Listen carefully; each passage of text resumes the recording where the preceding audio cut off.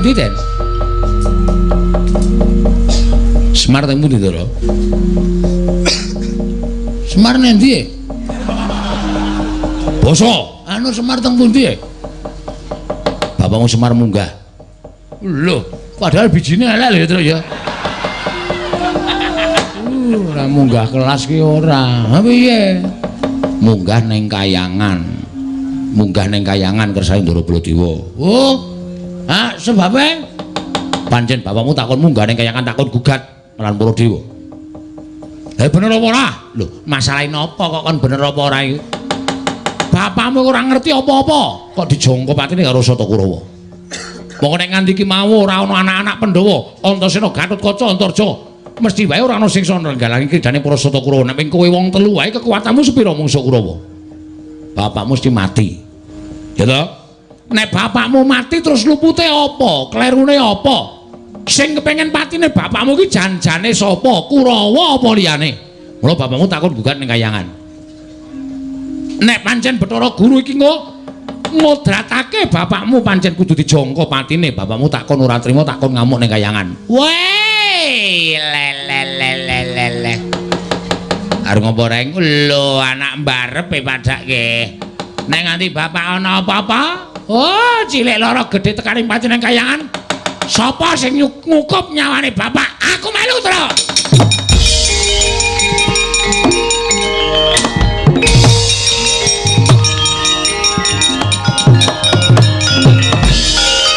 Mati maju kok. Arep nggo pancatan ndasku ta.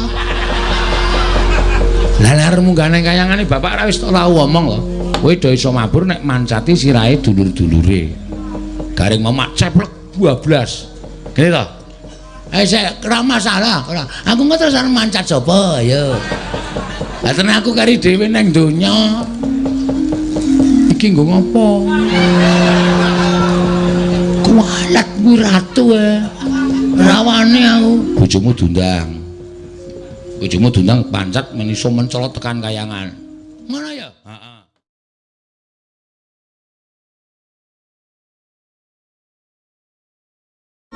Sinongwati jagat kinari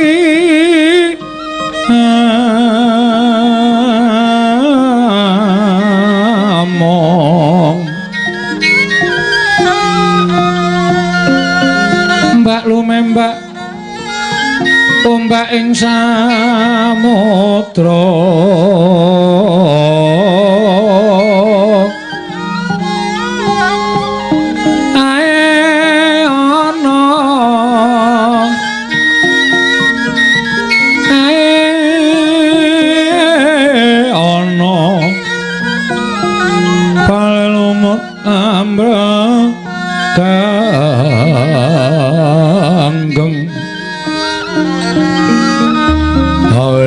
dencengan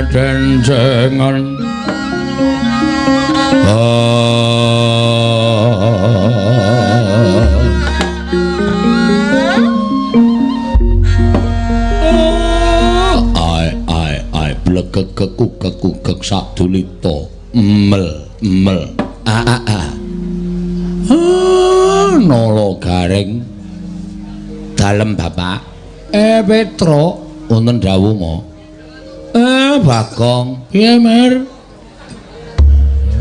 karo ndaraan bapak kok nyeluk kok mingmir kulino ha iya ni aja marmir-marmir mesake bapak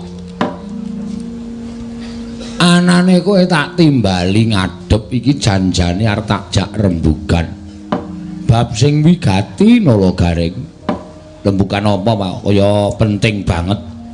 Wong biasane bapak niku nek medal sik niku terus titi tundha kakate ngareng Trisundi Winayang Jati ngoten ya. Sak teruse terus mengko tembang pocong terus Sekar Pita kentru membo pethekan. Sekar Pita kok kentru pethekan. Ha ora apal itu lho. Ha iya. Kok dadak nganggo rembug wigati barang ajeng rembug napa Pak? Nala Garing Petruk lan Bagong kowe tak kandhani ya Dole. Nek sejatine bapak kuwi arep bangun desa. Weh. Bangun desa. Weh. Bangun desa. Weh, diganti meneh lakone. Diganti pita, Gong? Kok beda karo sing wingi-wingi. Bangun desa iki dinaiki laon apa-apa iso le rasa. Ndadak ribet. Ngono lho, bapak iki kersane arep bangun desa. Bangun desa karang kadempel. Supaya kawulane luwih becik, luwih rukun, luwih tentrem. Bangun desa ning kene sing tak karepake ora kok aku bangun gedung sing magrong-magrong kuwi ora. Ning aku pengen bangun kamanunggalaning para kawula tetep rukun matsinamatan daya dinayan. Tunggal cipta rasa lan karsane. Wo ngoten to, Pak. Iya. Ning saksuwene aku duwe gagasan niki kok ana pralampita. Sing rasane kok ora ngepenakke pikir.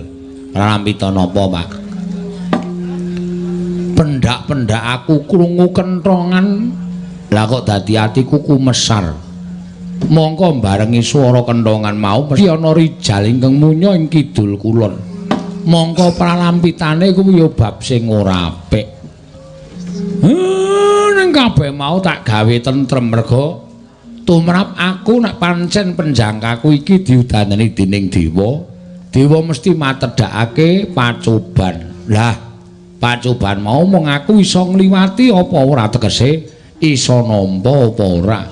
Nek ora iso nampa tegese gegayuhanku bakal gagar wigar tenantu karya. Ning nek iso nampa pacoban mau dadi kanugrahan. Gegayuhanku bisa kasembadan tole. Oh nggih. Menawi kersanipun Bapak ngaten namung sendika dederek kula kadhawan menapa kula mboten badhe selak. Semanten ugi kula kadhawan mlampahi ing tebih beto barang ingkang ngawrat kula mboten badhe selak, Pak. Semanten ugi ingkang putra Wragil pun Bagong nadyan kula kadhawan supados nedha ingkang kathah saha ngunjuk ingkang sakelangkung tuwa. Kula mboten badhe selak, Pak. Wong kok senengane menggon pangan to, Gong. Nyambut gawe sik. Nek nyambut gawe entuk pangan dirasake. Tetes sing kringet kuwi arep ming sethithik entuk-entukane sithik. Ning nek dirasake tenanan wah malah dagingi malah iso marai sehat. Arep entuk-entukane akeh nek ora dagingi wis percuma. Ngono ya, Tru? Mula apa sing dikersake Bapak ya dhewe ming kari manut. Didhawuhi apa-apa manut. Supaya penjangane Bapak kasembadan. Ya mung sing prayitna ngati-ati merga Bapak wis paring dawuh entuk sasmita sing ora apik, sing ora becik. Kowe karo aku kudu tanggap sasmita. Nek ana bab-bab sing arep ganggu gawe karo Bapak, kowe karo aku kudu wajib mbelani karo Bapak. Mestine ngono to. Ha iya. Merga Bapak iki tumpan harapanku. Ha iya. Bapak ki wong tuwa sing tak sembah-sembah. Heeh. Mula nek nganti Bapak iki engko gegayuhane eneng sing ganggu, wos. Ora ujar ora kaul. Rawe-rawe antas malang-malang bakal tak putung. Ha iya wajib kaya ngono kuwi. Ing rekat lampahing rata tanpa antara.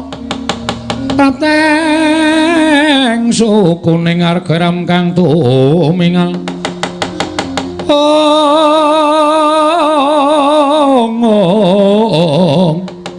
Hiram kang tumingal dendeng saengga praja. Dereng ngantos paripurna Mbawacana. Kasaru praptaning ngenalindring Mandura Prabu Baladewa ing bletek-bletek. Kakang Semar, aku ing Prabu aja kaget Kakang Nayantaka.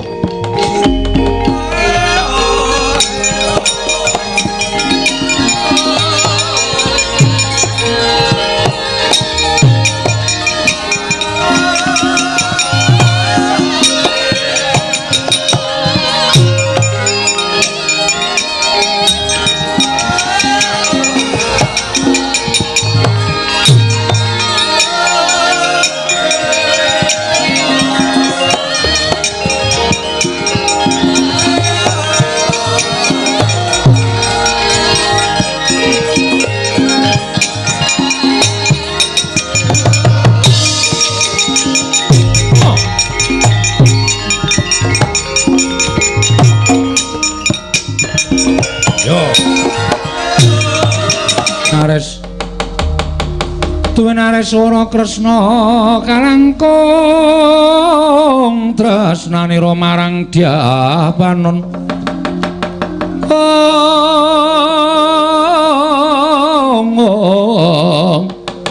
marang Dyapanon Cinawi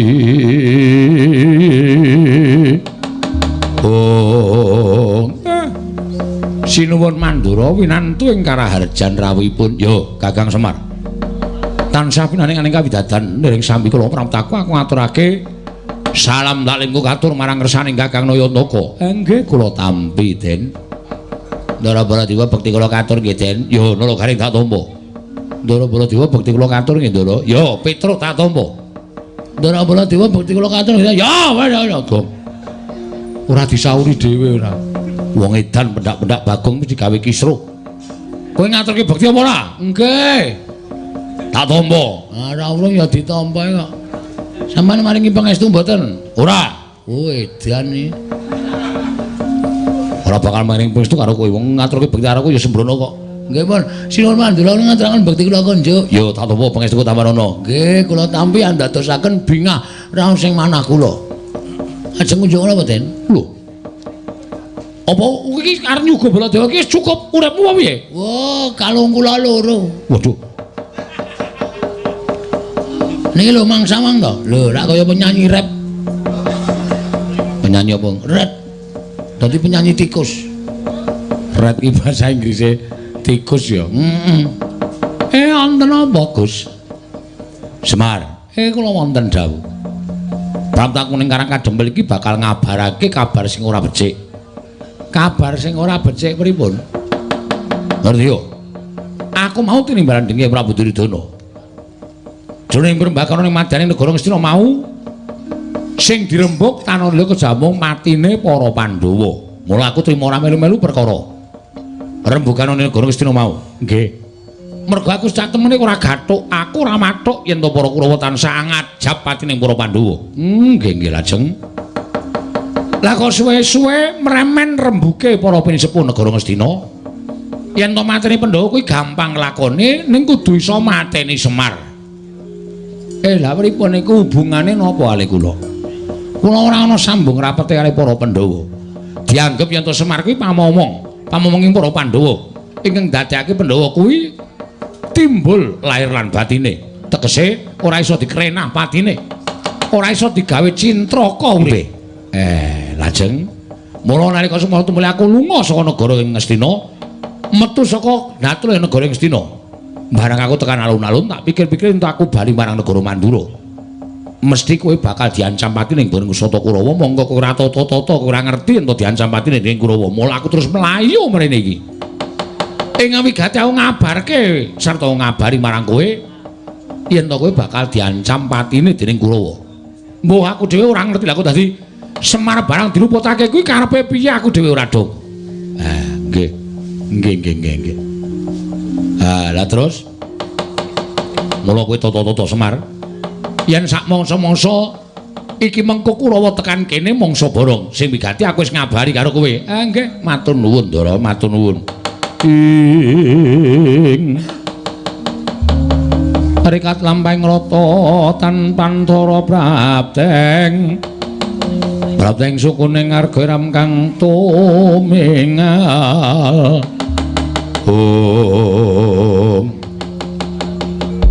Dereng ngantos paripurna Mbawacana kasaro praptaning Raden Antasena, Raden Ganukaca tuwin Raden Antarja dumrajog tanpa laraban.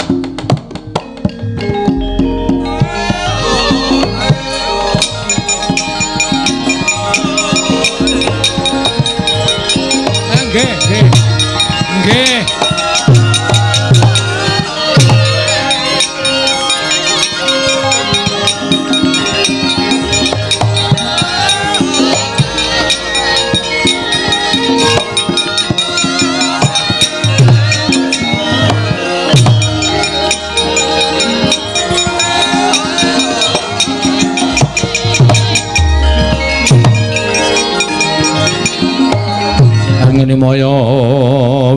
Sanggeni maya wisanggeni maya Wisnu Pratinta.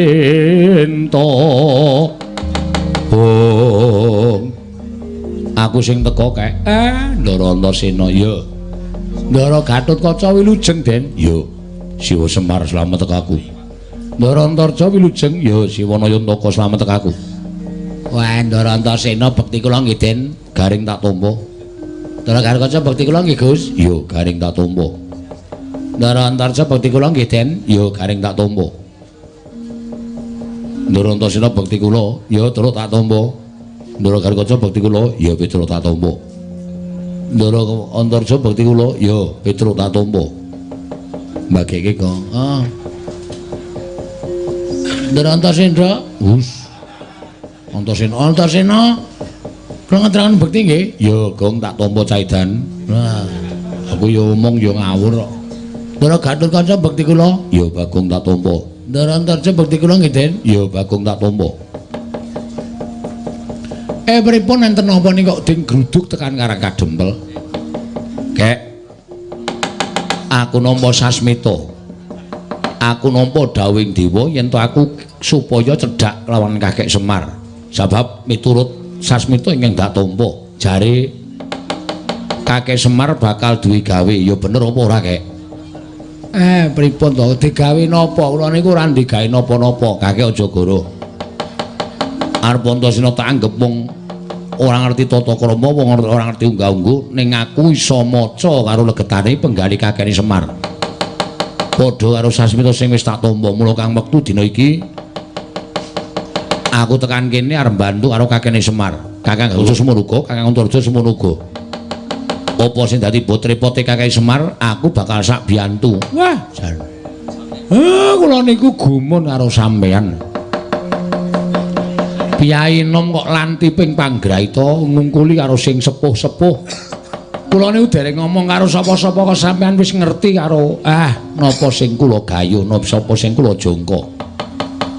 Nggih, matur nuwun nek niku pancen lahir batin sampeyan ajeng bantu karo Semar ning kula nuwun sewu gandeng niki wau kula entuk kabar nek Semar niku ajeng diancam patine. Lho.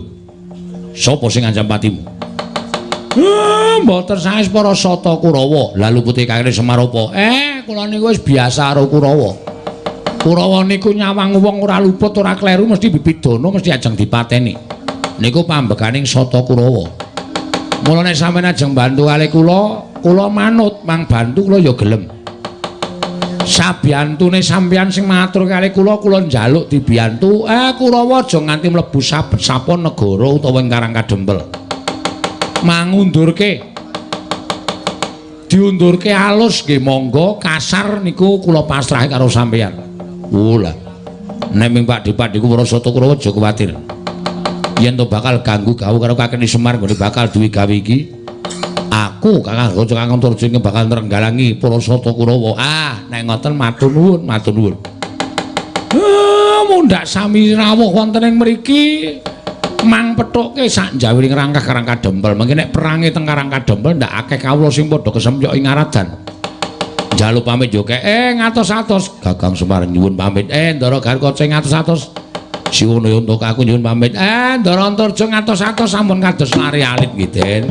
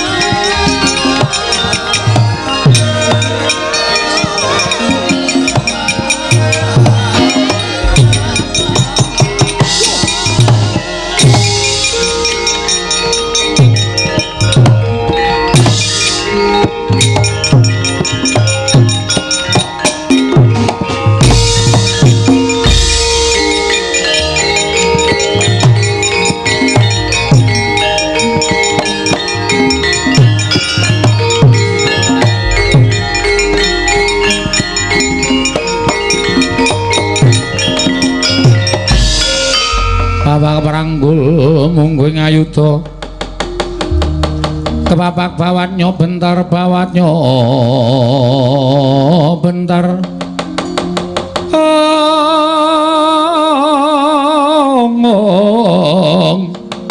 kepapaknya mungging ngaloka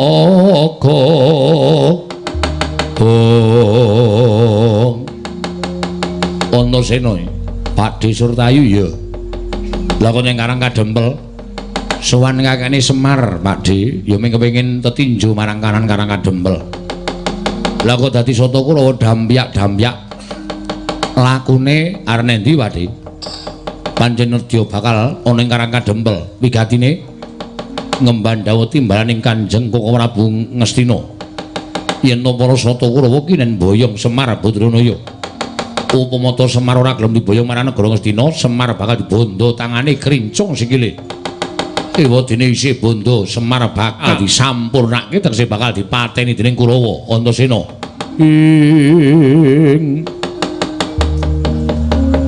tan Semar pamoring sukma sinukma ya winaya wing asepi sumimpen telenging kalbu pambukaning warana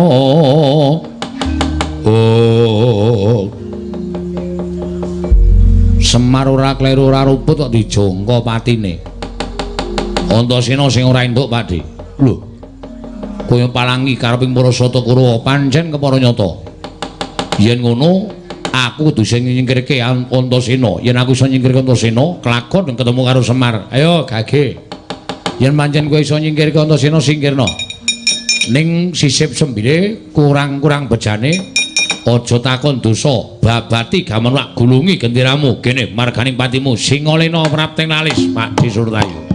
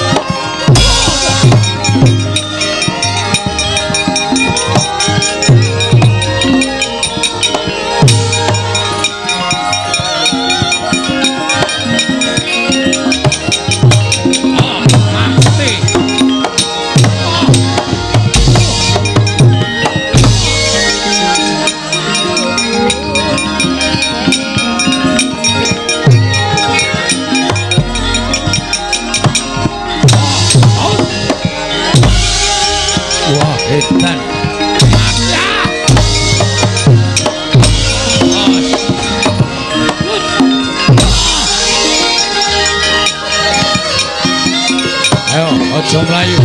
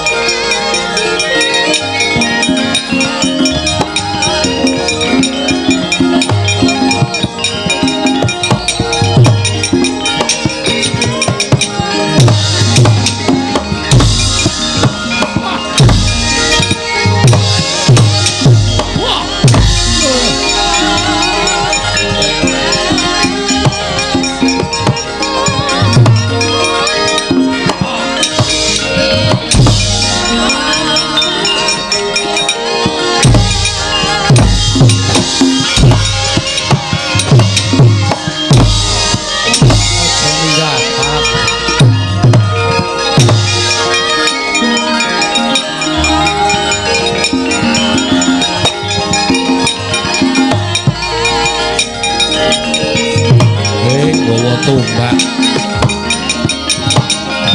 mati wah hebat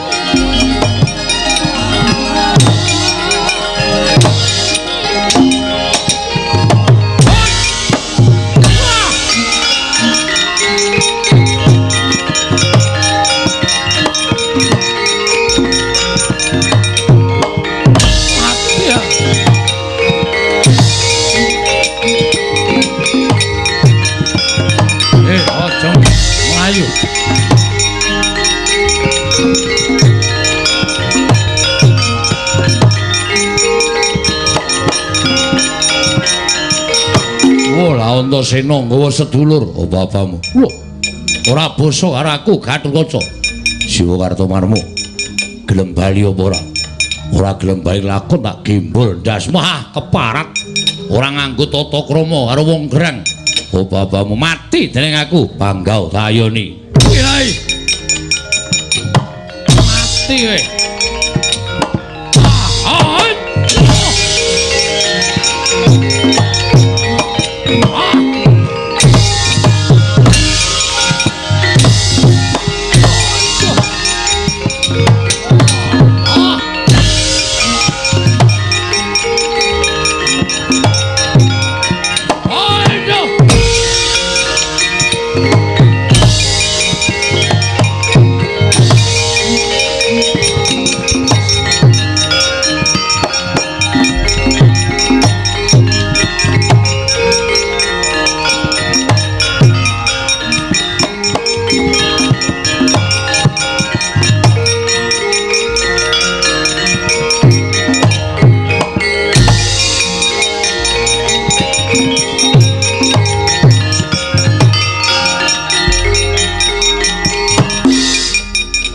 Ya dasar para nyata. Lakon mati dening aku, ayo Panggau tak pas.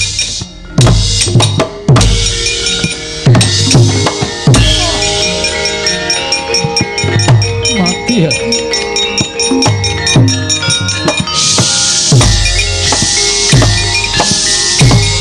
Ayo.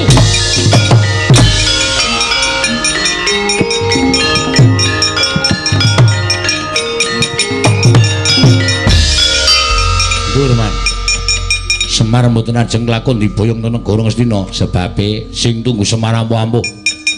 Sing tunggu sapa? Antasena Gatotkaca Antarja. Kula semanggaken. Man mundur mawon. Kurawa ken mundur kabeh aja nganti ana kurban. Ning nganti enten kurban sampeyan kali kula sing ditutuh karo keluargane. Mundur mawon. Mundur man. Wong telu sing gelut iki mau sing tak paido ming kowe.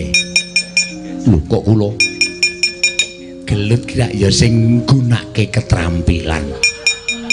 Gelut kok ming anggere kowe di waduh aduh kok kaya ming guyan to. Man sampeyan ampun ngece mangrasake se Antarja. Samane nganti ora mlonyoh awake. Antarja niku nek ngonten niku nyembur. Nyembur nggih.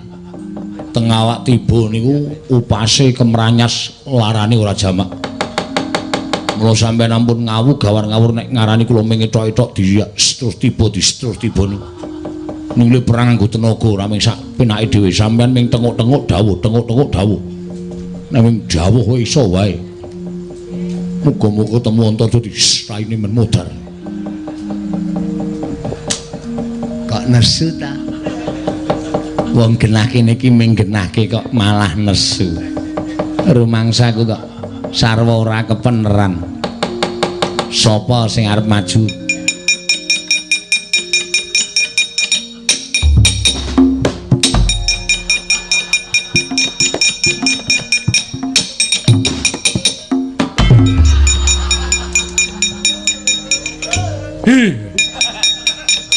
Kecampluk man, kecampluk dengunmu.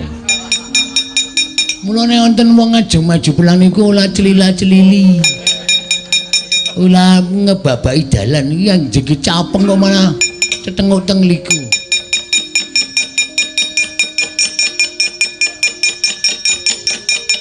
Oh, po. Rene wae. Ajeng kula campluk ping pindho. Aku iki arep perang mungsuh anak-anak pendopo arep perang mungsuh kula aku. Nek pancen sampean wani mungsuh sampean mawon. Sing jelas kula menang. Dulur Asembrono. Ndang to. Nek pancen maju wae. Antasena.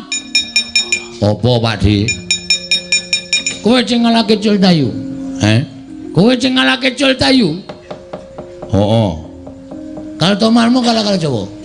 Kakang Gatotkaca. Aja tomo kalah karo Jawa. Kakang Antarja. Berarti kowe wong telu? Iya. Aku Kakang Gargojo, Kakang Antarja. Wedan. Ya wis penake.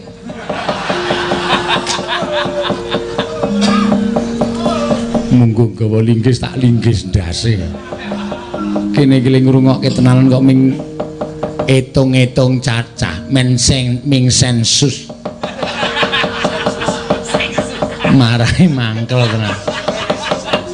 Sapa sing arep maju meneh? Sapa sing arep cari muka?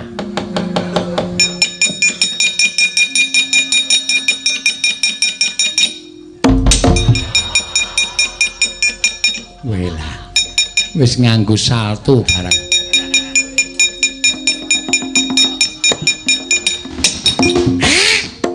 Waduh. Ngopo, Cit? Lele capeng ngrimpet sarung suwek, Man. Tak salin sik. Iya.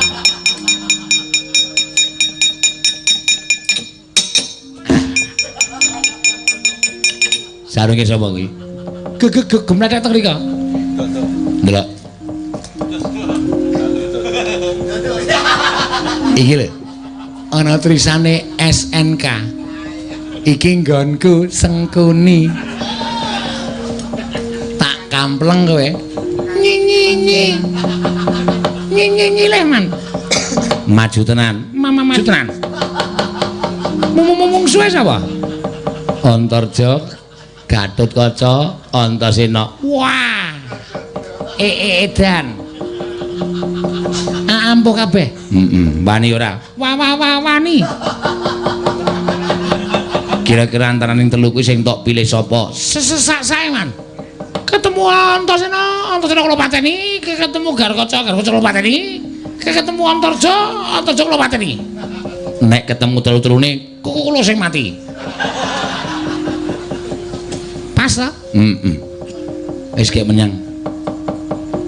Nun, Gek menyang. Sumbar sik.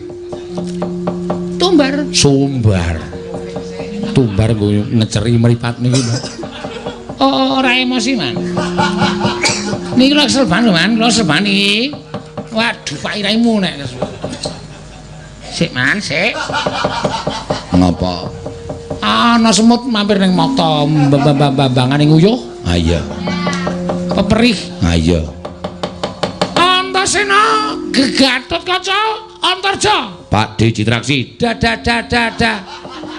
Dasar kepara nyata. Kok kowe menang karo Susortayu, menang karo Kartomarma, menang karo Asatama. Lumrah. Neneng iki gembonge Kurawa. Iki pen Tak ajar anggrek kleru tak ajar kowe. Iki pentrolane Kurawa. Wis tau mateni kucing telu. Jit, Nun, mbok gek mangkat jelih aku weruh lek ngomong. wong nantang kok dipenging. Maju Pak D. Njaluk mati cara piye? Kokusnul Khotimah. Nek iso mati sing apik. Lah mati sing apik kene. Kepruk istilahmu modar kowe. Wedan. Karo wong tua kok ora sopan. Sisirahe wong tua dikepruki. Tanpa serai Kakang Gargoca wis sagu, nugel, gulumu puntir. Sirahmu tugel. Mati denengan. Edian sumbare medeni kabeh. Terus Antarja nek ketemu aku arep ngapa? Sembur mlonyo awamu Pakde. Edian. Urung dibubuti wis digawe mlonyo. Aja maju Ijen. Antasena, Syukur. Wong kon maju ket mau kok dadak cerewet bae. Watuk kowe syukur. Antarja, Gatotkaca, Antasena. Aja maju mboko siji. Maju bareng legane atiku tinggal lunga dadi kowe.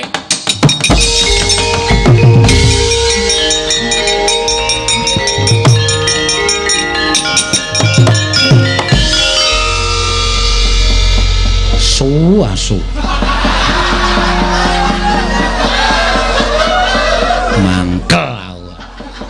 Lek ngenteni iki tenanan bareng nantang kok minggat. Awe gumun karo Kurawa ya. Rumangsaku ya kadang kala sok gawe seneng, kadang kala sok gawe mangkel. Lek kowe arep menyikapi iki kepiye? Nganti bingung. Kae indak-indik.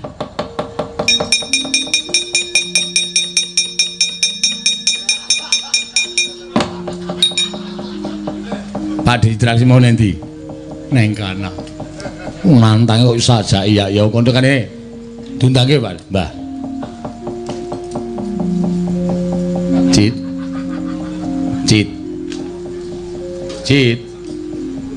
nanti we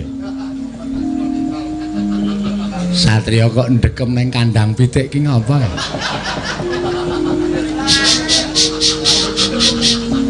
ngapa maksudnya oh kon meneng nek kon meneng ki le ngono pisan bae kakak kami sosoran karo maju ora golek-goleki mungsuhmu omong nek kula omong nek kula masuk angin oh ngawake kowe kemringet kok masuk angin gejala usus buntu ora ana apa-apa kok gejala usus buntu apa to kowe iki ajeng orasi apa ajeng orasi sing dibelek operasi dengkulmu mlocot iki rasane wis kelangan lho jadi rasane wis kaya ora perang lho saking ngesu ben kon kajenge atas kabeh aja es ben luweh ora maju tenan ayo Kurawa sapa sing ketok duduki karo Antasena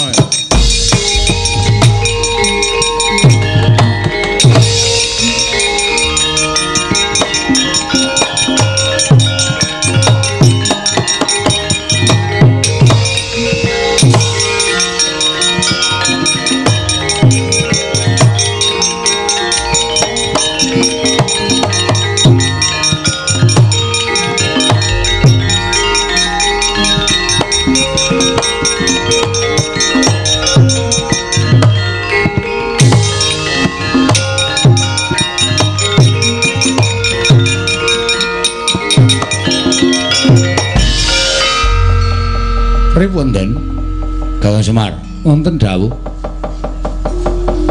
aku kok ora iso mitung nganggo nalar sing ganep keparangipun monggo janjane kowe iki ora klebu wong sing wigati tumraping para Pandhawa upama Pandhawa kuwi dipateni yen pancen sing mateni kuwi pinter mesti iso mateni para Pandhawa lah kok dadi kowe ora ngerti kentang kuwi ning lakon kok ngerti-ngerti diajab patine karo para Sata Kurawa ora aku tak takon karo kowe. Kok kowe iki mesti nampa lakon ngene piye to Semar? Lakon iku adile ming kudu dilakoni. Monggo sing gariske lakon ning jagat iki para dewa. Apa kowe ora kepengin gugat ning kayangan? Apa ora kepengin sowan ning kayangan kowe takon karo Bathara Guru? Apa to sababe lha kok dadi kowe arep dipateni Kurawa iki janjane perkarane apa? Monggo kowe ora ngerti lakon iki ora ngerti kahanan iki. Kowe ora kudu mati merga Pandhawa dijangka patine dening para Sata Kurawa. Mula tak jaluk kanthi banget Semar kowe gugaton ning kayangan takono para dewa. Kowe iki wong ora salah kok diluputi karepe piye?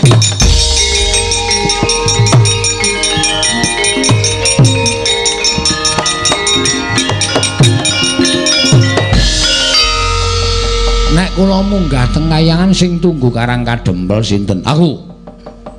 Mengkene anak-anak kula do melu, ya wis ben. Men do ngerti kahanane bapakne. Ngoten ya. Ha nggih kula mengkari manut. Kula nderek ngendika sampeyan lho. Nek kula ken takon karo Manikmaya adik kula apa to sababe kula ora luput ora kleru kok dijangka patine kula tak takon. Nek pancen wangsulane ketemu nalar kula trima ning nek pancen niki kabeh digawe dening para dewa ajeng kula tanjeke salah kula apa luput kula apa karo Manikmaya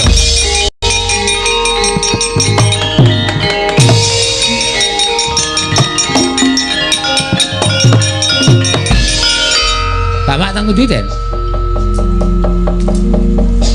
Semar teng pundi, Ndara? Semar nang ndi?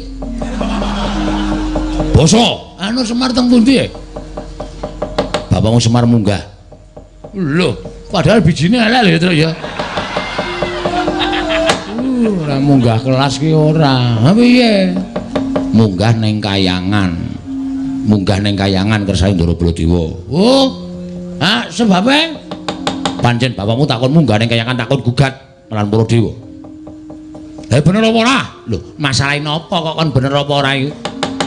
Bapakmu ora ngerti apa-apa, kok dijongko patine karo Sata Kurawa.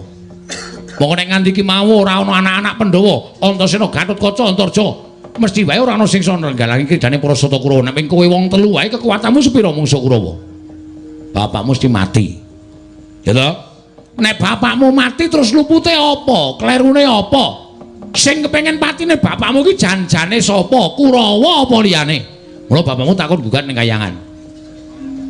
Nek pancen Bathara Guru iki ngodratake bapakmu pancen kudu dijongko patine, bapakmu takon ora trima takon ngamuk ning kayangan. Wei, le. Arep ngopo reng? Lho, anak mbarepe padake. Nek nganti bapak ana apa-apa, oh, cilik lara gedhe tekaning patine ning kayangan. Sapa sing ngukup nyawane bapak? Aku melu, Tru.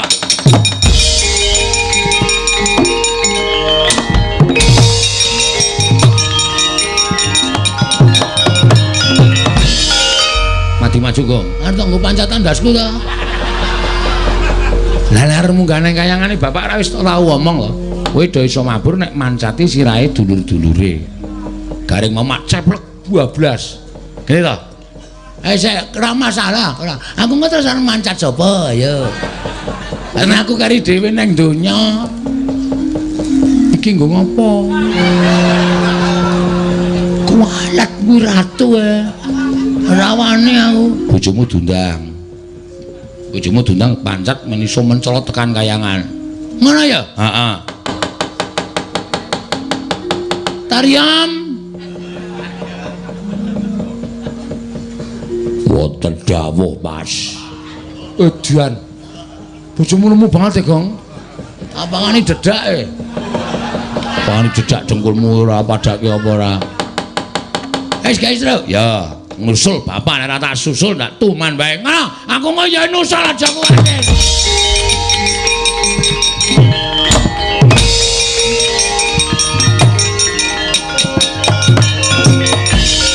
Menang ya Yam aku arep ning kayangan. Lamet iki nggo srana wae Yam.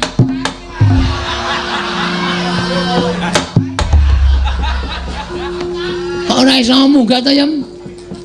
Kersane ajeng mancat apa? Sirahmu. Niki senes sirah. Padha karo sirahmu. Gedene padha. Kowe iso nek dinahi wik. Sape ale umbul gede apa diserang. Wis kudu padha. Senengane kok kaya koten ora. Wis, ora usah. Cerewet wis. Kene rada dinglo. Nggih. Hujan. Wah. Kok jero banget ta, Yam? Dalem beliau. 3 meter setengah. Dalem. Pun kebon. Ya, Tru, tak susah, Tru.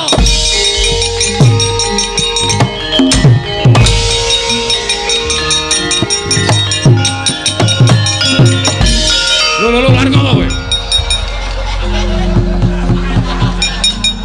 Kurang ajar. Ratu tinggal dolan sak penake dhewe.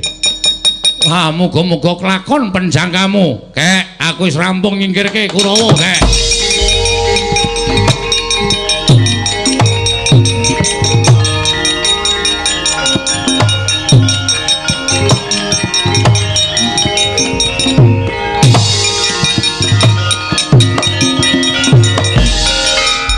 Antasena.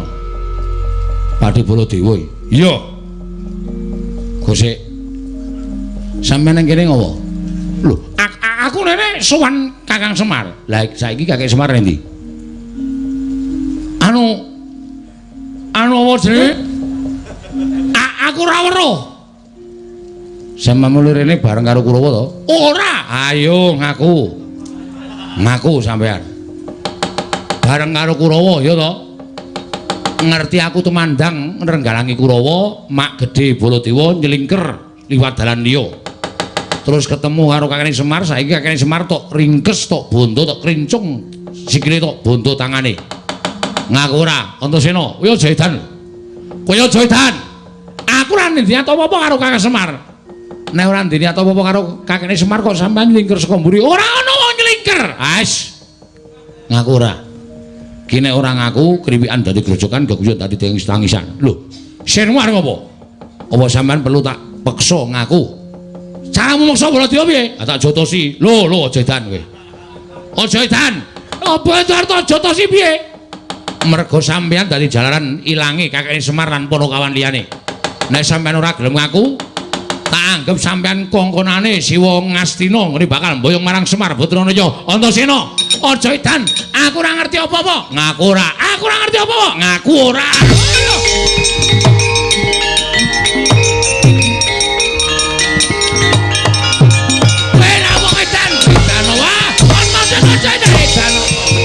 Aku ora.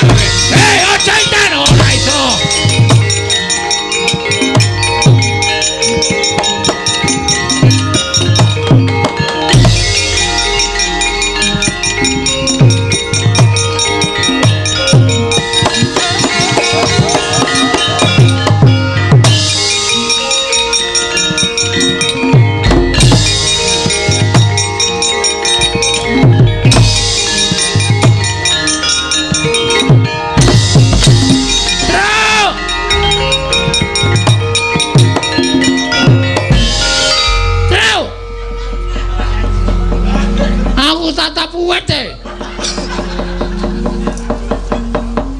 Piye? Ayo nasibmu gong. Terus ora ono to, terus ganggu terus. Aku dibantu. Ya piye wong kene iki kekuatane ngono. Terus. Oh, bujeki kowe. Iya. Nah, gandulan iki. Wis. Yo ditangkap. Hup. Ah. Yo meneng wae lho, ora obah lho. Mergo iki aku mung saka dayane lek ku mencolot ki nganti iso mabur niki. Nek kabotan wong kok ndak malah medun aku. Ya. Oh, aku melu ya, Tru. Nah aku ora dijak, aku ora iso mbelani bapak. Kudu mbelani anak kok ora mbelani iki piye. Ha iya. Kowe carane tekan kayangan tok gantung ngene iki aku ora masalah. Yang penting aku iso tekan kayangan. Ayo nek ora ngono ndak ora ramu. Heeh. Truk, ngopo? Medun sik ya. Lah ngopo? Awe cenanangan kok. Cenanangan piye? Liwat papringan e. Sarungku kathokku keri ning papringan ya, Truk. Delok aku wuduh. Ora apa-apa ning dhuwur ra ketok kowe. Ora ketok apa? Ya ketok. Ndase gedhe. Ora ketok piye? Engko nek ngono tak sili sarung rasa trepet. Ndak selak ketinggalan bapak. Oh ya.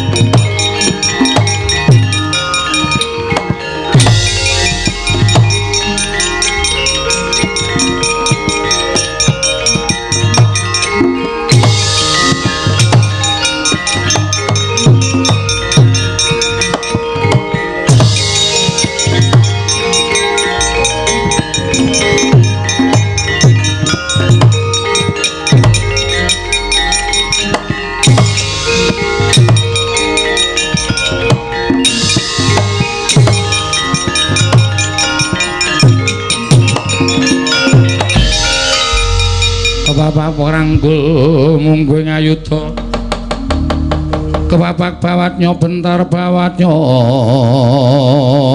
bentar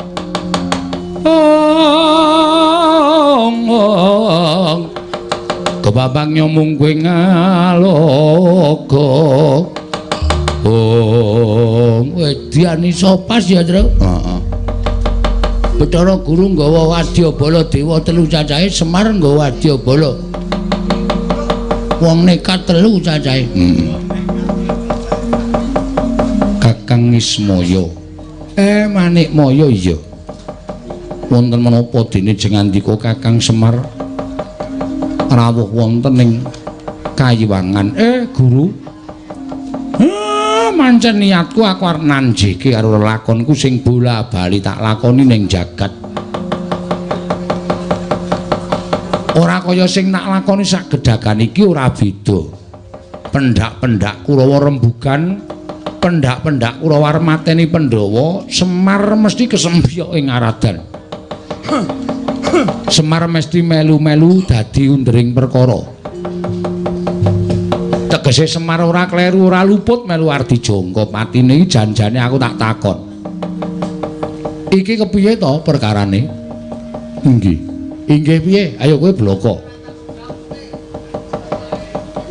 Sejatosipun pancen saestu kula ingkang nginger kiblatipun para tiang-tiang saking negari Ngastina.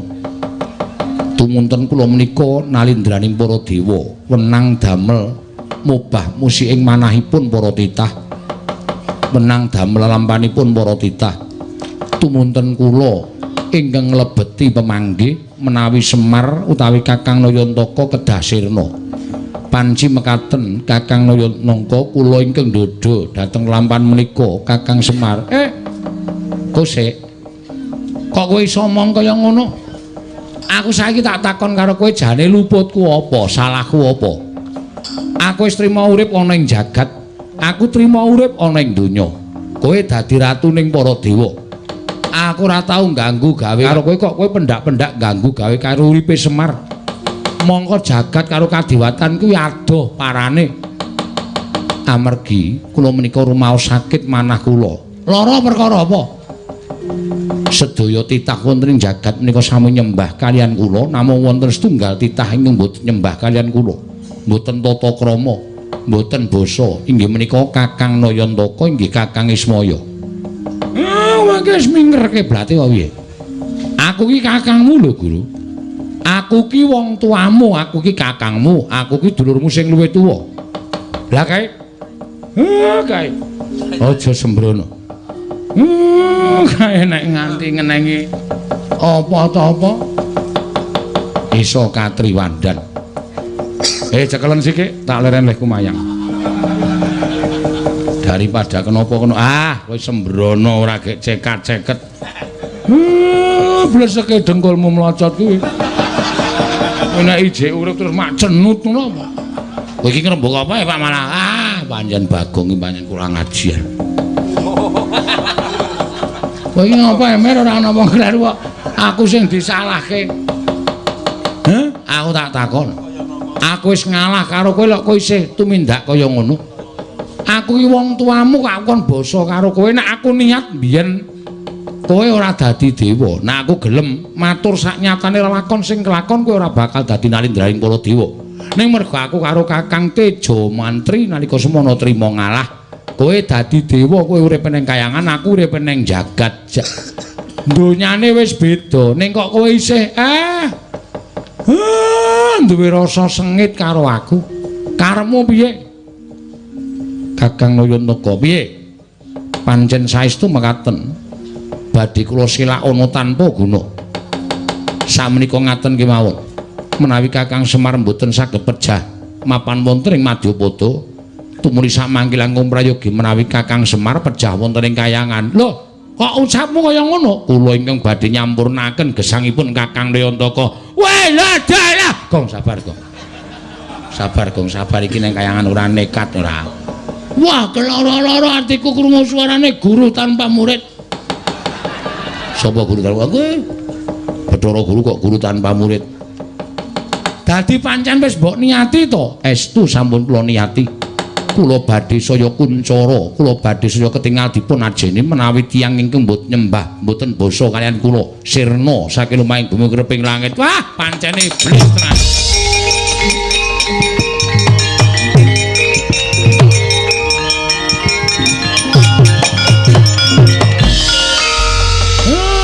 Pancen wis ora kena disewawa. Pancen kowe pancen nek lagi kepanjingan jiwaning iblis. Ora mantra-mantra sipating dewa. Ning kaya pancen kowe ora pantes dadi dewa. Nek kowe pancen niat arep mateni karo Semar nyampurnake Semar, ayo. Rupak wani jembar wani kula ingkang badhe wantun dhateng Kyai. Wah, pancen setan kowe.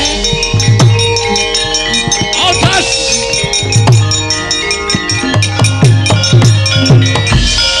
Iki no gareng areng apa? Iki sapa iki? Ulun Bathara Indra. Wah, keparat kowe. Areng ngewangi bapakmu kowe.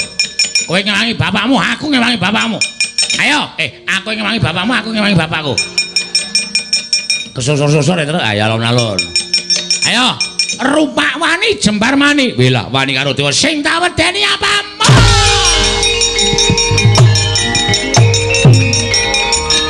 Stop. Sapa iki? Bathara Brahma. Wela, nyilih rek terus. Lho. Nyilih rek kuwi dewaning geni to? Heeh. Nek pancen dewa-dewa ring mbelane Bathara Guru, aku sing ora nrimake tantrimane Petruk Kandung bolong obrak-abrik kayangan.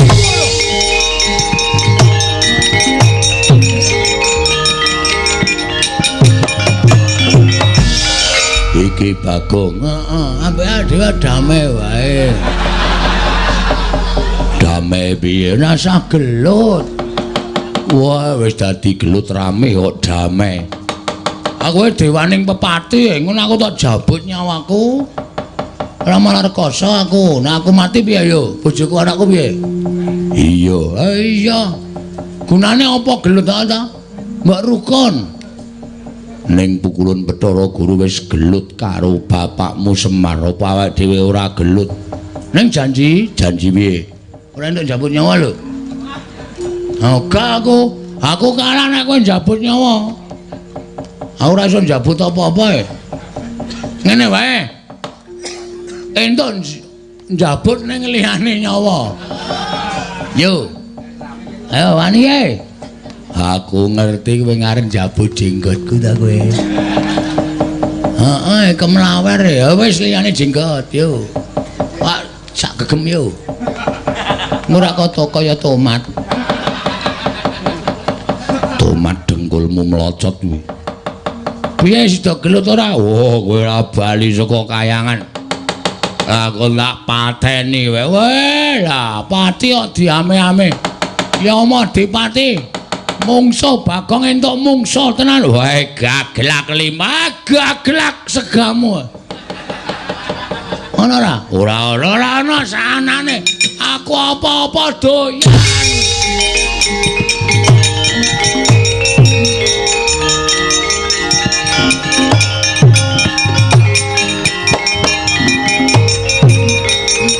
Wah, ayam amok wae.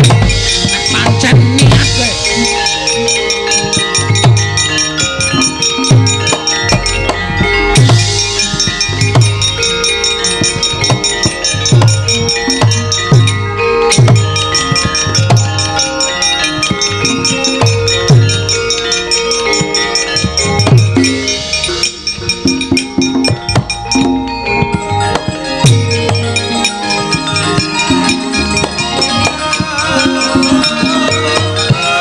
Ngomong kuwi digatekke kok. Aku ora jelas e. Aku mau ngomong apa? Emang apa ta? Baigun. Wah, diwas tak gaweke wadah idu. Krunguku paidon.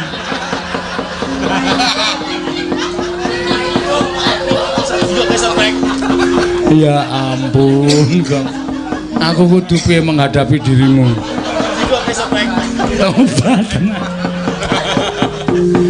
Aku ora ngerti, aku mau ya ora cetha kok. Pertama tak ulungi rek ya ora gelem. Apa muni Baigun kok tok kei rek. Ora adoh banget to. Bareng aku muni baygon ku muni oke. Aku digoleki dus.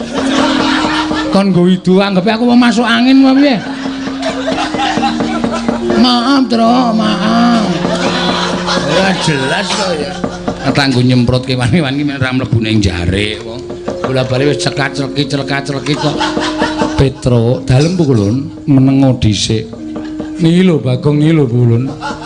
Bagong kena ngopo Petro? Wah, sampeyan nek kula critani malah mangke malah mboten prayogi. Ora cerita-critake lho, Tru. Ora. Isen aku. Aku iso ale wis suda rungane. Ha iya. Ora nek omong njaluk ki seru, astro mlebu mik. Oh. Cah payah ora. Meh padha lho. Ha iya wis ngerti. Paitun. Baikun. Ha bener ta? Berarti aku kan ora salah-salah banget.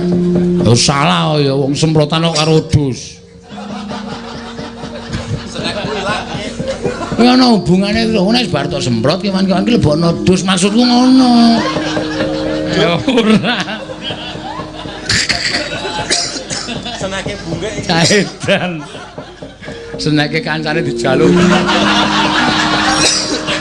Oh alah. Guru. Pukulun njaluk pupu. Guru. Pupu dengkulmu mlocot ora. Ayo ora krungu ayo. Punten dawuh Pukulun.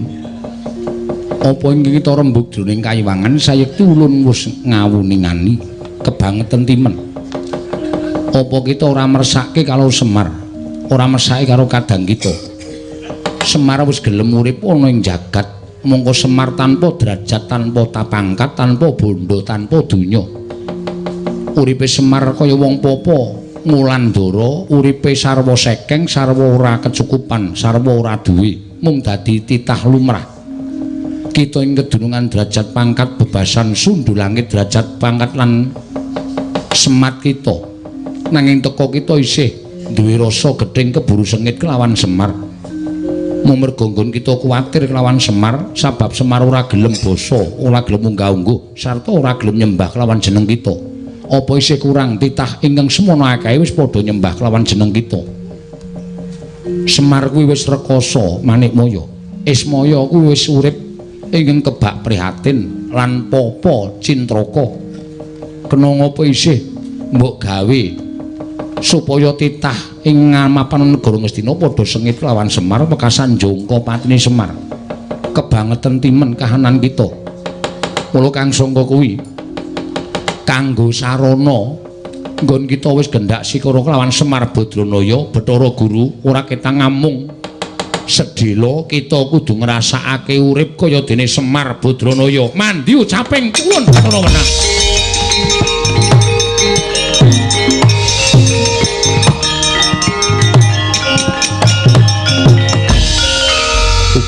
Kula nyuwun kawelasan sampun kados mekaten. Weh, Semar ana loro, Tru. Sing asli sing endi? Kae cetha sing mburi mburine Bathara Purun Sang Hyang Bathara. Sapa kae, Tru? Purun Bathara Paut dengkulmu. Cah cilik oyane klitian ya, Tru. Ha iki dewa ya, Nyuk. Kae iki dewa malah Bathara Guru kalah derajate karo kae mbahne Bathara Guru. Masa? Heeh. Kok untune putu? Wah. Engko nek disotke dadi uler tenan lho. Ora sembrono to, Gong. Kula nyuwun pangapunten. Wis kita kudu ngrasake dadi kaya dene Semar. Rasakno. Urip kaya Semar kuwi ora enteng.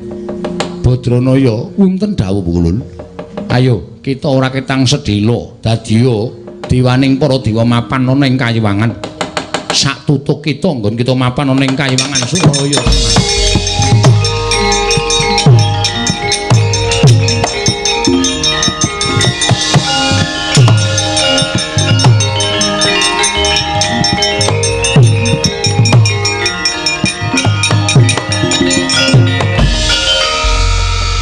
Semar ing kedadian saka Bathara Guru kita momong anak-anake Semar ingkang kebak kurang ajar.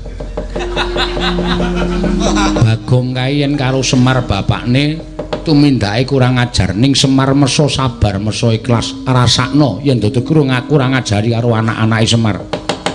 Ben kita ngrasake kaya apa sengsarane kadangmu tuwa Isma ya nggone urip ning alam kadang.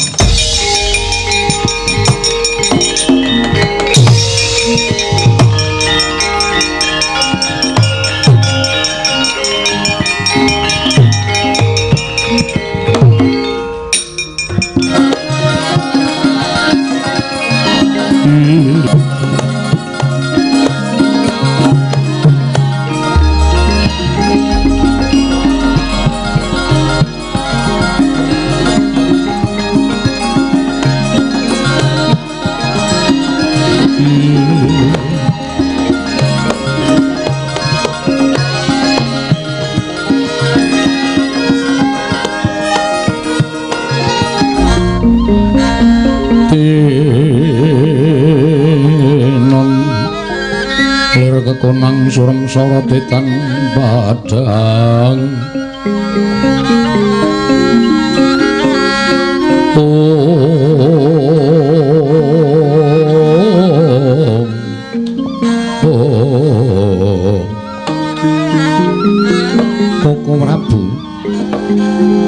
Koko Prabu Sri Bathara Kresna wonten timbalan Yayi estunipun anggen paduka kula aturi rawuh wonten negari Ngamarta ingkang rayi menggaliaken perkawis Kakang Semar Badrana ingkang sampun sawetawis mboten sowan wonten negari Ngamarta. Koko Prabu menapa Yayi Janaka mboten nanjihaken kelawan Kakang Semar?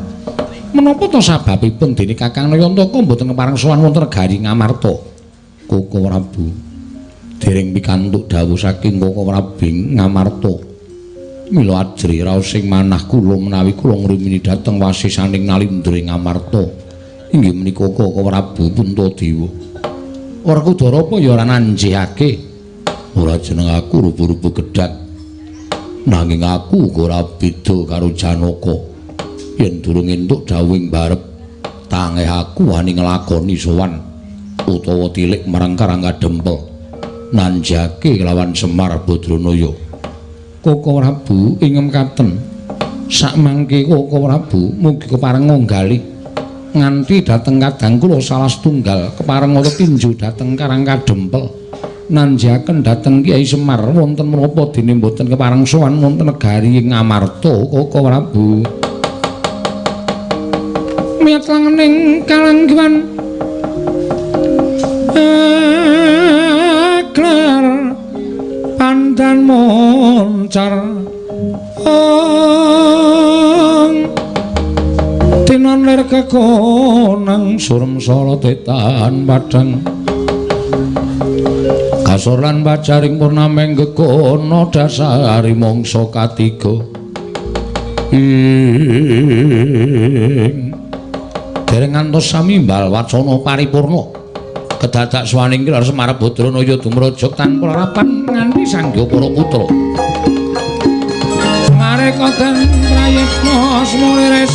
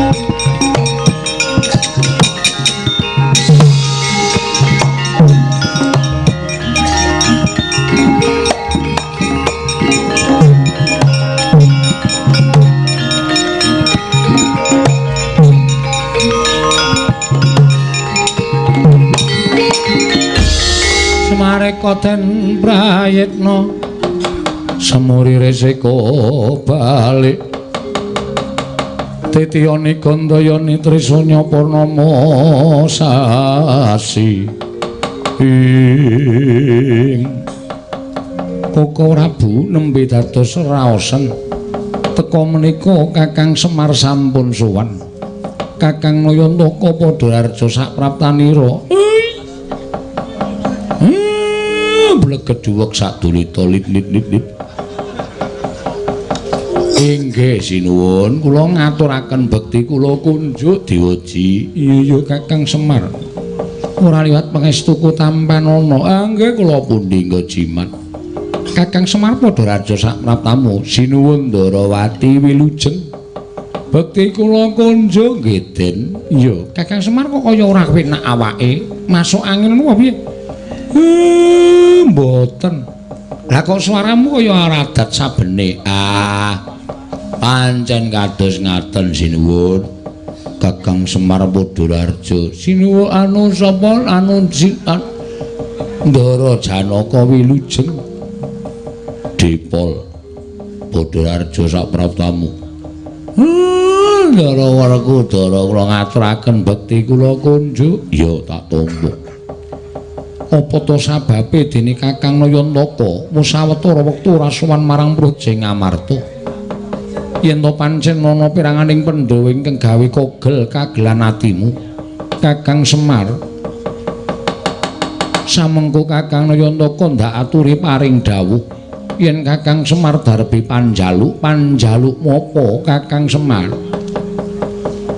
nuwun sewu lan niku mbot suwe mboten sowan menika merga nembe ngrancang apa Kyai Semar anggen kula bangun desa margi kula kepengin bangun desa Karangkadempel mboten kok bangun wangunan sing apik mboten nanging kula kepengin bangun karukunan katentreman sing mapan enten Karangkadempel ning jebul syarat seranane kok angel kok abot nek mboten kula aturke niki mboten ajeng kelakon ning nek kula aturke kok damel sakit penggalipun Pandhawa sewiji-wiji syarat seranane apa Kakang Semar maragake matur marang panjenengan ingsun sasmitaning Jawata ingkang kula tampa syarat serananipun boten sanes Karangkadempel kudu ditumbali ngangge getih Ndara Werkudara Den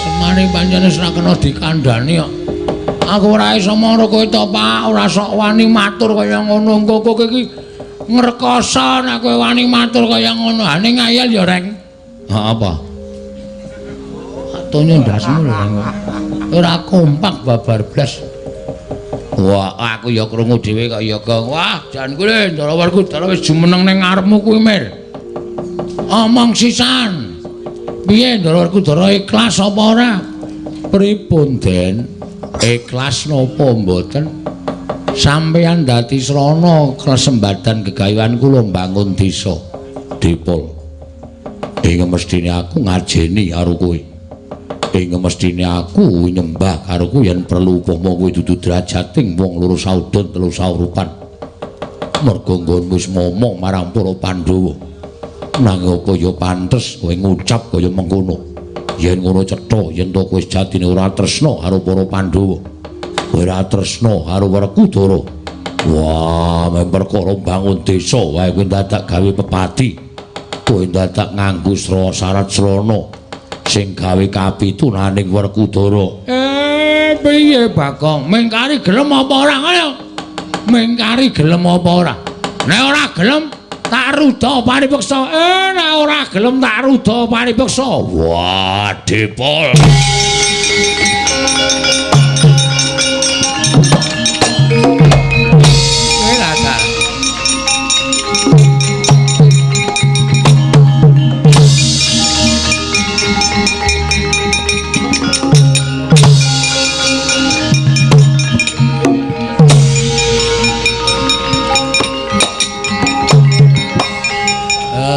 wis tegese ngajar ora awake dhewe.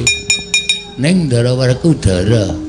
Dosa lho kok kaya ngono kuwi. Tak mondasmu lho, Reng. Iki wis dadi sistemku kok iki dadak mesti ngendon-ndone. Ning nganti kae engko sing dadi Semar kuwi cilik lara gedhe tekaning pati. Dewa lara. Dewa ora iso lara, ora iso mati. Diajar kaya ngapa ora bakal iso mati. Wis men kapok. Men jerah. Apa? Jerah. Jerai apa? Jerai isin. Wah, bayah jerai kapok. Heeh. Men ora mbebedok karo uripe bapak ning alam padang rek.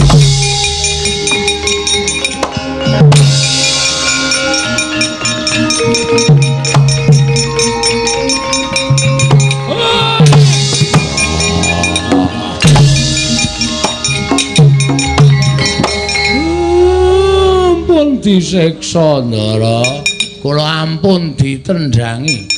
Gunane opo? Kowe suwita ning negara Ngamarta tundhone wing kaya ngene sing tok lakoni. Wah, kebangetan wis Semar.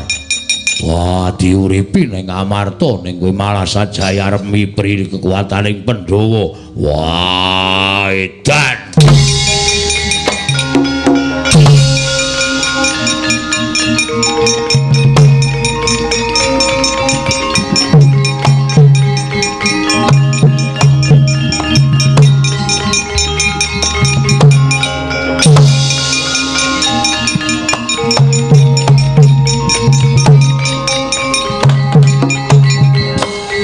Sik iki kok gawe gumun to? Bab napa? Lho biasane bapakmu kuwi nek dipiloro karo wong kowe iki mesti padha runtik. Lah kae ditendangi Werkudara kok kowe do meneng wae. Sing kurang kaprayitnan kuwi sampeyan. Lho. Kok kowe nyalahke aku? Oh, salah. Gunane apa? Kedapuk titik sing Sang Hyang Bathara Wisnu. Kudune iso nyawang sapa to Semar kae sejatine. Ora mentuk kantakon ngopo ora nesu. Ora nyambut gawe ngapa mentuk kantakon.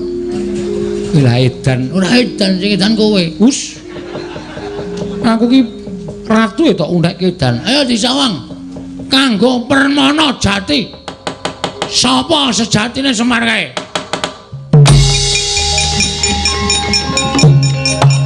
Kowe lah ta.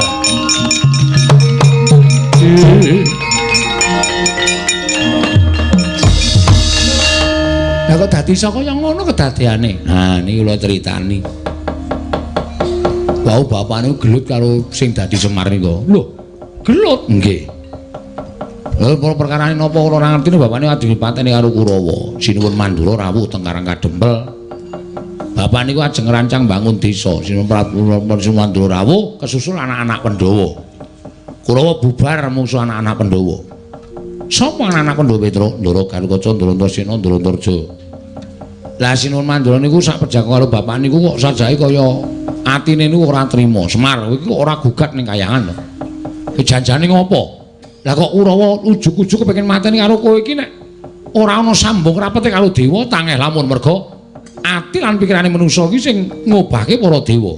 Nah, bapak runtik atine. Tak tanjiki teng kayangan. Kula alegane kali Bagong melu mrika. Kula alegane karo Bagong ngamuk teng mrika dewa-dewa bubar. Bapak gelut karo sing dadi Semar nika. Iya, terus Sang Hyang padha wenang medun. Heeh. Ndukani sing dadi Semar nika. Kowe kok ora ngrasake Semar lho. Semar ki urip ning alam padang, Semar ki urip ning alam donya wis rekoso dadi wong sekeng, dadi wong ora duwe tukang momong. Kowe wis kebekan derajat pangkat dadi nalindraning para dewa kok isih duwe rasa gething karo Semar. Nek ngono hukumanmu mung ngrasake kaya dene urip kaya Semar. Jelek dadi Semar. Sapa? Nika wau. Lah terus Bathara Wenang wis Bagong Petruk Gareng mangsa para nggonmu Murba Masesa. Semar iki tak unggahke ning kayangan. Ben Semar ngrasake dadi dewaning para dewa, sing dadi Semar kae mung ngrasake dadi Semar. Wong ngono, anu iya, anu nggih. Kowe lah dalah iki mau ki sing ngakon nganggo tumbal Geti Werkudara iki sapa?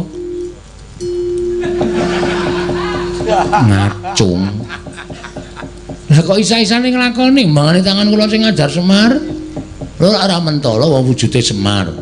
Ora ketan jerone du Semar. Ben diajar Ndara Werkudara. Kae engko nek nganti kena apa-apa piye? Mboten mungkin niku dewa sing dadi.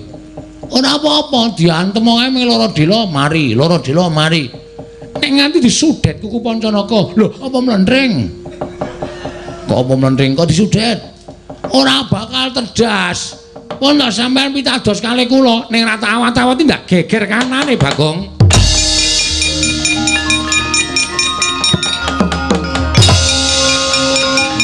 Yo.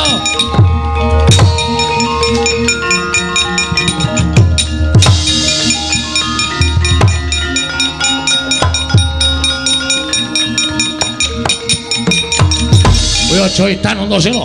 Sedalan-dalan aku kok jotosi, sedalan-dalan aku tak tabohi karepe piye? Ora ngruduke bak kakene Semar nendi, tekan ngendi wae tak jotosi kowe Pakde. Aku cubriya karo kowe. Kowe melu dadi kongkonane Siwa Ngastina supaya mbondo karo Semar. Ora, aku ora ngopo. Sapa? Antasena cecan, aku ki wong tuwa. Sapa apa?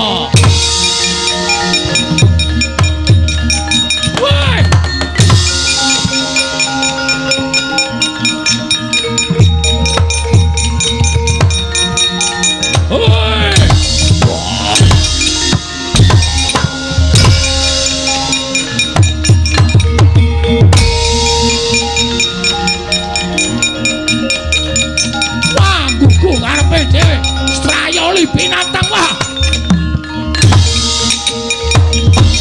wah edan Antasena kaya wong kranjingan ngantemi wong tuane sapenake dhewe. Lah kok dadi aku sing dituduh kaya ngene iki piye kanane? Wah iki menungsane keparat kowe.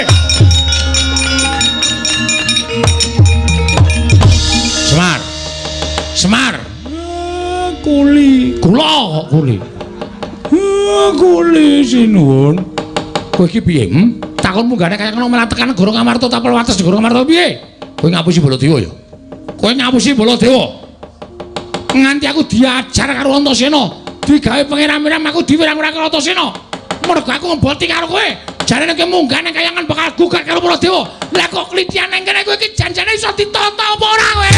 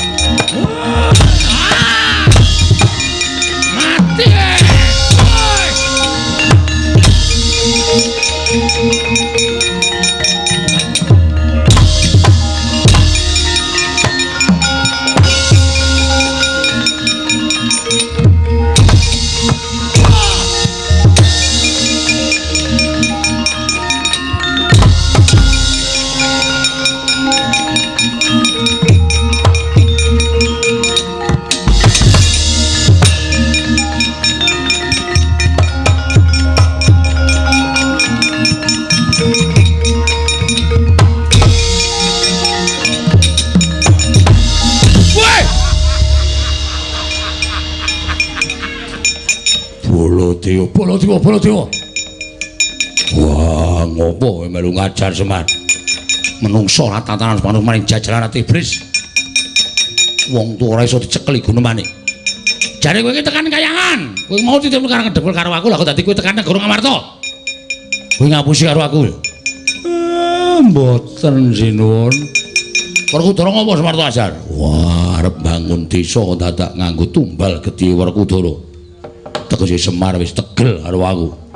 Tinimbang aku ditegeli karo Semar, Semar tak tegeli. Ayo, bener kowe. Bengawan Solo. Wah.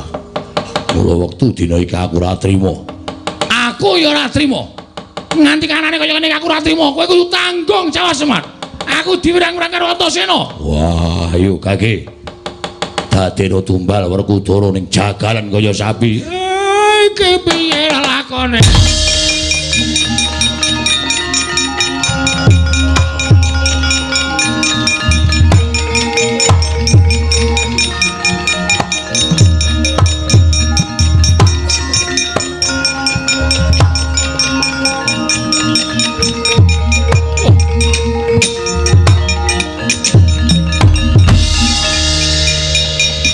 Dewa. Iya wonten dawuh Pukulun.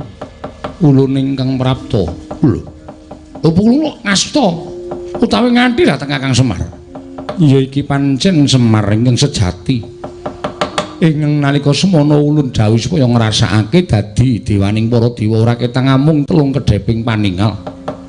Sabab Semar ingkang ora luput, Semar ingkang ora kleru dijangka patine dening Manikmaya ingkang tansah duwe rasa gedhing keburu sengit kelawan Semar. Mula tumuli Manikmaya tak sebda dadi wujuding Semar dimen nglakoni urip kaya dene Semar dadi wong papariman, wong kang ora duwe sarta wong kang kekurangan ning jagat. Manikmaya wonten dawuh Pukulun piye? Apa kita betah urip kaya Semar? Inggih Pukulun. Kula nyuwun pangapunten ingkang sakalangkung kathah. Kita nyuwun pangapura kelawan kadang kita ya kuwi Sismaya. Kanthi kita nyuwun pangapura ingkang kanthi tulus. Sayekti kita bakal mbabar sejati ning wujud ingkang sejati. Kakang Ismaya kula nyuwun pangapunten. Sepinten kalepatan kula diagung pangaksami, kula mboten badhe nggendak sikara. Kuwi badhe mboten jangka dhateng kapitunanipun Kakang Ismaya wiwit dinten menika ngantos sakterusipun Kakang Ismaya. Aku ki mesti menehi pangapura karo wong sing rumangsa salah kok. Manikmaya.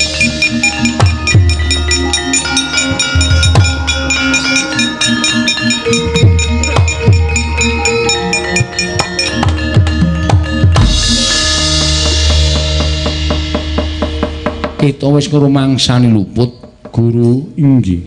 Pukulun kula sampun ngrumaosi lepat. Kanthi kaya mengkono, jangkungen sedyaning Sismaya ya kadang kita. Jangkungen sedyaning Semar Badranaya. Nggone bakal mbangun desa, muga dadi pancatan tentreming jagat sawigung. Inggih, kula badhe tansah ngulataken gegayanipun Kakang Ismaya Pukulun.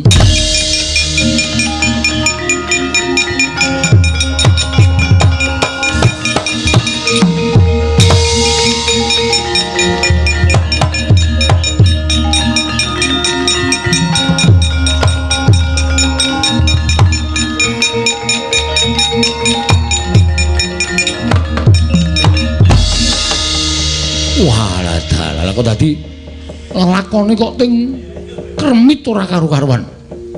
Wah. Dipol, kula sida njaluk tumbal aku apa ora? Sing nyuwun Rak Semar nika wau nek kula ora njaluk tumbal napa-napa.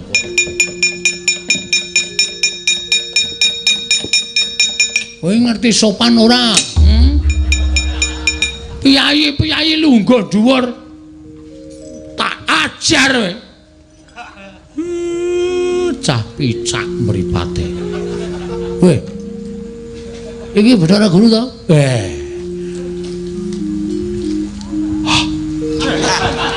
Wong Semar tenan iki ambune jengkol. Edan ana wis malih to, Pak? Wis. Iki lho ya kaya ngene pancatan nggonku bakal kasembadan sediaku. Bathara Guru wis bali ning Kayangan Bagong. Wah, wis jan urang tutuk le ngajar. Bagong edan. Aku ngajar Bathara Guru. Syukur kowe dosa nyemplung neraka kowe. Wani ngajar diwa cemplung neraka. Kowe sing gawe-gawe. Mboten kula ning panjenengan mboten dingontenke ndak malamake Bathara Guru niku mboten jerah utawa mboten kapok. Wah, lho, kakek nang ning kene kek.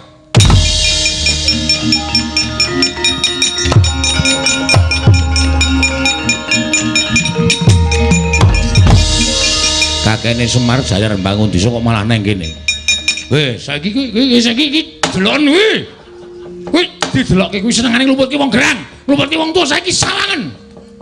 Iya, Dik, aku salah. Dade. Saware dalah. Aku nyuwun ngapura. Napa Antasena? Pakde tak jotosi. Mergane tak kira nek ngrangket kakekne Semar. Turun dalan tak antemi tak taboki nganti gila. Wah, caidan. Wah, sesuk meneh ora waton. Ya nyuwun ngapura Pak, ora ngerti kok. Wih, anakmu ngono ora tau diulangi ngono iki. Anake wong kau, anake wong dosa. Anake wong butuh apa anane? Pakdene diajar aku ki ratu turun dalan dijongkong-jongkongke. Nyun ngapura. Nyun ngapura, Pak. Wonge trima ora? Sapa? Sing ndok jotosi. Trima ora trima gajulane. Iki sing gerang rak malah wah, Werkudara iki malah nutur karo anake sing apik to. Ora prayoga kaya ngono kuwi.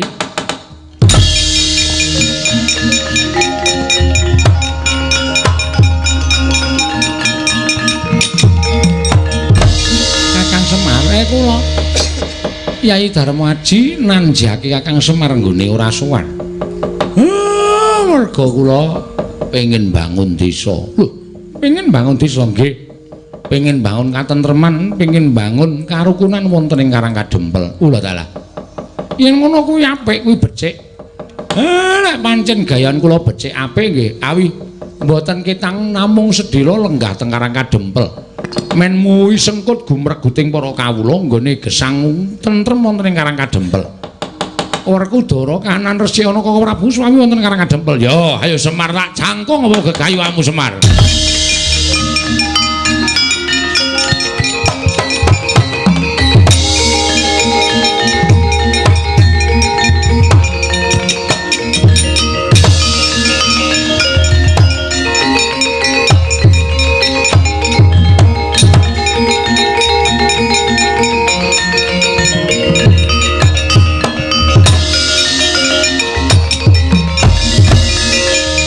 Werkudara, nggih.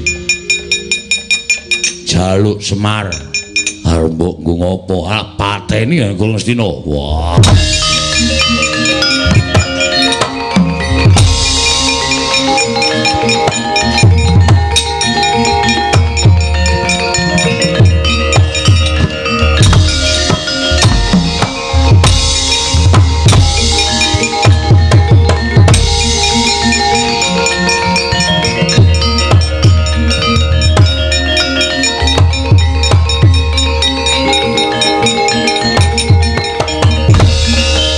Madangi jagato ngomong sapucaing wukir marebak bangsa mirat keneng soroting surya mega lan gunung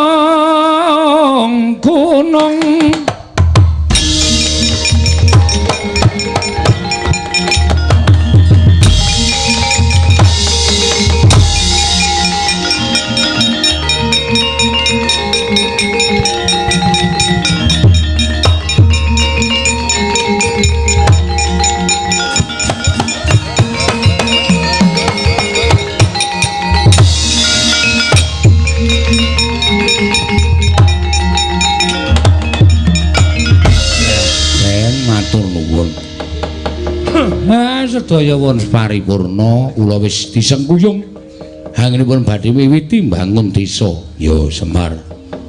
Mugi-mugi nir ing sambikala mboten nanggang setunggal menapa gandeng niki prabote ajeng terus dibablaske teng papan sing tebih mula nyuwun mapunten nek sakmenika kedah kula bubaraken Ndara. Ya mugi-mugi sami wilujeng ning sambikala samudayanipun kula nggih tentrem ayem mboten manggal setunggal menapa.